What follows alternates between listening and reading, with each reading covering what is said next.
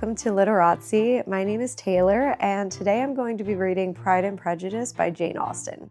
If you'd like to purchase your own version of this book, you can use the link in the description below.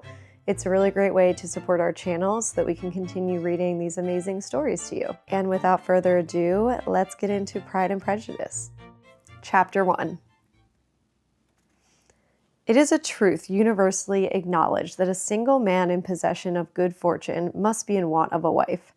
However, little known the feelings or views of such a man may be on his first entering a neighborhood.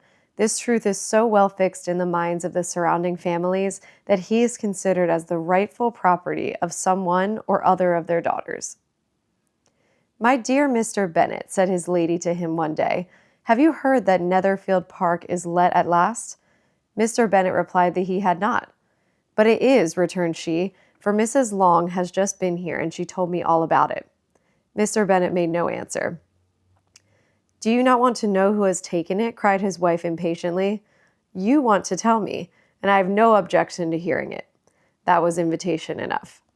"Why, my dear, you must know. Mrs. Long says that Netherfield is taken by a young man of large fortune from the north of England, that he came down on Monday in a chaise and four to see the place, and was so much delighted with it that he agreed with Mr. Morris immediately, that he is to take possession before Michaelmas, and some of his servants are to be in the house by the end of next week. How so? How can it affect them?" "My dear Mr. Bennet," replied his wife, "how can you be so tiresome? You must know that I am thinking of his marrying one of them." "Is that his design in settling here?"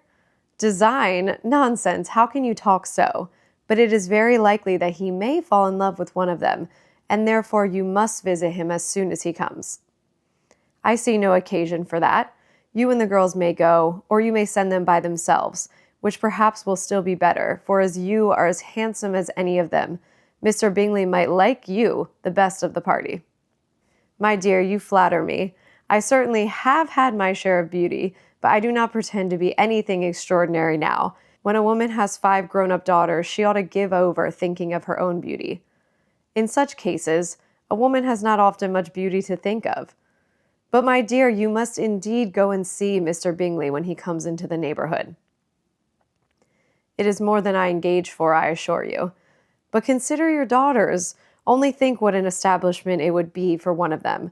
Sir William and Lady Lucas are determined to go merely on that account, for in general you know they visit no newcomers. Indeed, you must go, for it will be impossible for us to visit him if you do not."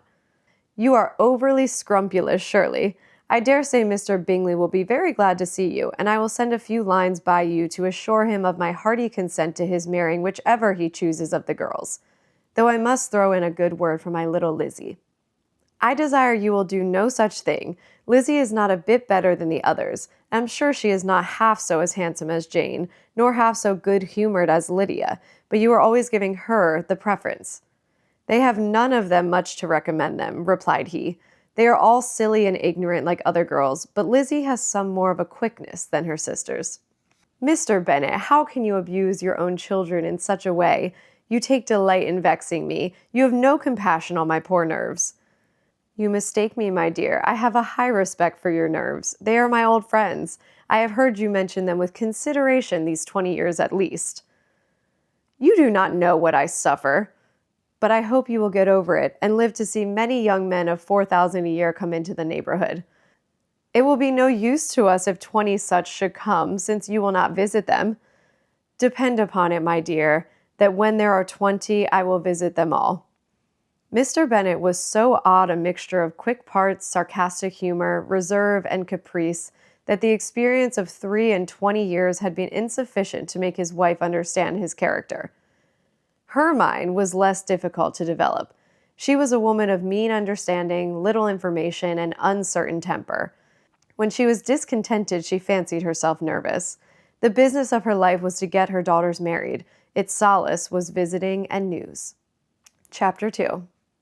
Mr. Bennet was among the earliest of those who waited on Mr. Bingley. He had always intended to visit him, though to the last always assuring his wife that he should not go. Until the evening after the visit was paid, she had no knowledge of it. It was then disclosed in the following manner. Observing his second daughter, employed in trimming a hat, he suddenly addressed her with, I hope Mr. Bingley will like it, Lizzie. We are not in a way to know what Mr. Bingley likes, said her mother resentfully, since we are not to visit. But you forget, Mamma, said Elizabeth, that we shall meet him at the assemblies, and that Mrs. Long has promised to introduce him. I do not believe Mrs. Long will do such a thing. She has 2 nieces of her own. She is a selfish, hypocritical woman, and I have no opinion of her. No more have I, said Mr. Bennet, and I am glad to find that you do not depend on her serving you. Mrs. Bennet deigned not to make any reply, but unable to contain herself, began scolding one of her daughters. Don't keep coughing so, Kitty, for heaven's sake. Have a little compassion on my nerves. You tear them to pieces. Kitty has no discretion in her coughs, said her father. She times them ill. I do not cough for my own amusement, replied Kitty fretfully. When is your next ball to be, Lizzie? Tomorrow's fortnight. Aye, so it is, cried her mother, and Mrs. Long does not come back till the day before, so it will be impossible for her to introduce him, for she will not know him herself. Then, my dear, you must have the advantage of your friend and introduce Mr. Bingley to her. Impossible, Mr. Bennet, impossible. When I am not acquainted with him myself, how can you be so teasing? I honor your circumspection. A fortnight's acquaintance is certainly very little. One cannot know what a man really is by the end of a fortnight. But if we do not venture, someone else will. And after all, Mrs. Long and her nieces must stand their chance, and therefore, as she will think it an act of kindness, if you decline the office, I will take it on myself. The girls stared at their father. Mrs. Bennet said only, Nonsense, nonsense! What can be the meaning of that emphatic exclamation? Cried he. Do you consider the forms of introduction and the stress that is laid on them as nonsense? I cannot quite agree with you there. What say you, Mary? For you are a young lady of deep reflection, I know, and read great books and make extracts. Mary wished to say something very sensible, but knew not how. While Mary is adjusting her ideas, he continued, let us return to Mr. Bingley. I am sick of Mr. Bingley, cried his wife. I am sorry to hear that. But why did you not tell me so before? If I had known as much this morning, I certainly would not have called on him.